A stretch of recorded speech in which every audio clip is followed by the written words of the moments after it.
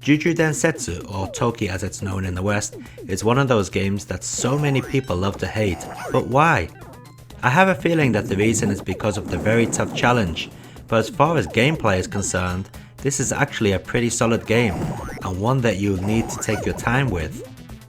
The aim of the game is to rescue your girl who has been kidnapped. Yeah, the same old story.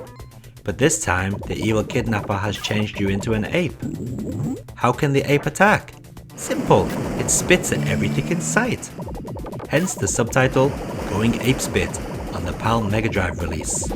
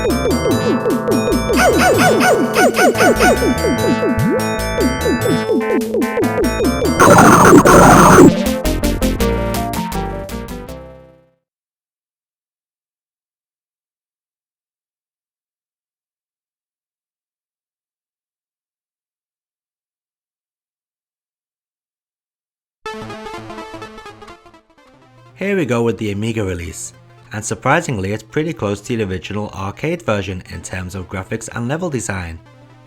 It's in no way perfect, but for an Amiga 500, it's pretty close. Unfortunately, the controls again are one thing that spoiled the game, for me at least. In the console and arcade games, the ape spits with one button and jumps with another. On the home computer versions, up is jump. Now this may not seem like such a problem until you realize that you need to push up to shoot above or diagonally above yourself. This can be done without jumping if you hold down the fire button before pushing up. Being a console and arcade gamer though makes this a pain, as I keep pushing up before holding down the fire button, which often results in me jumping right into the enemy I'm trying to shoot. Also, tricky diagonal jumps are made even more difficult. Saying that, if you can master the new control style, this is one pretty good port.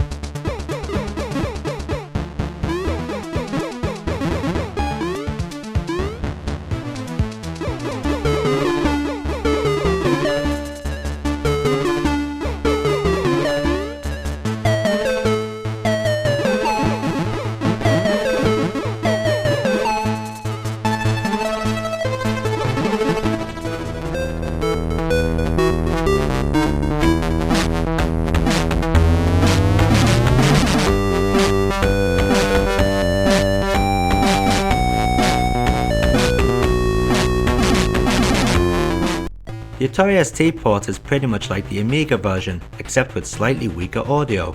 Maybe. It depends upon your taste in chip generated audio, I guess. I would say that the ST version does seem to play ever so slightly faster than the Amiga version though.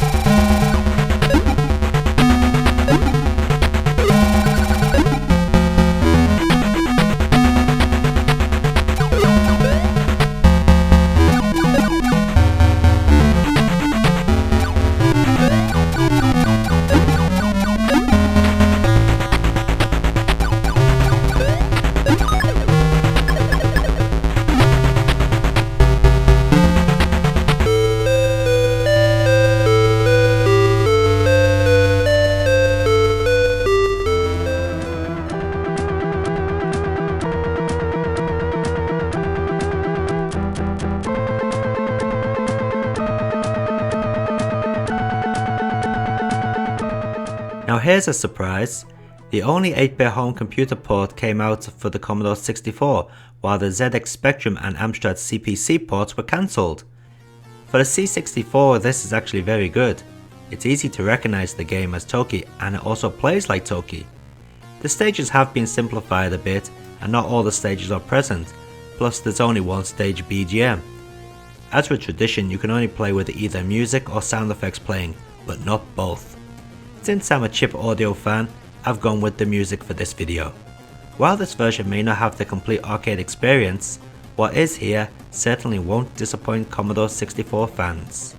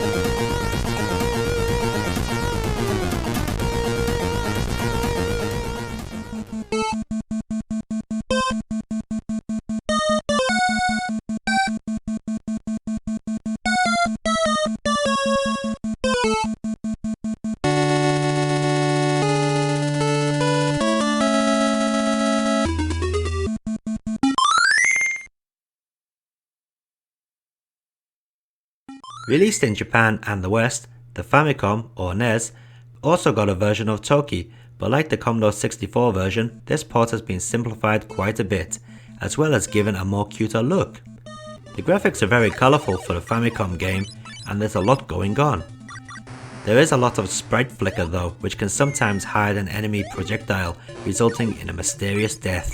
Still, overall this is another great version of Toki.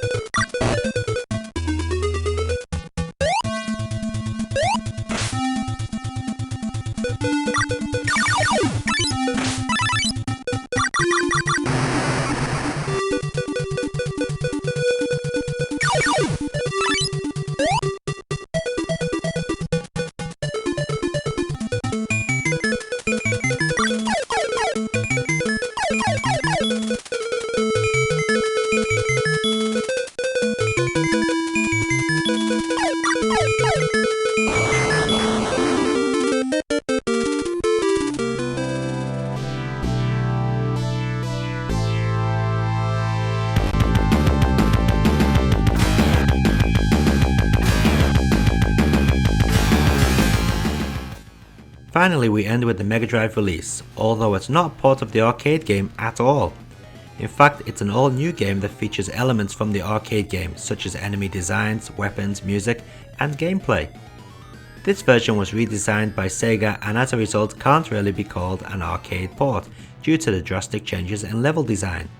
Strangely, I don't remember any of the reviews at the time pointing this out. The Mega Drive game is the toughest version of all, and certainly one of those games that you have to tread slowly through.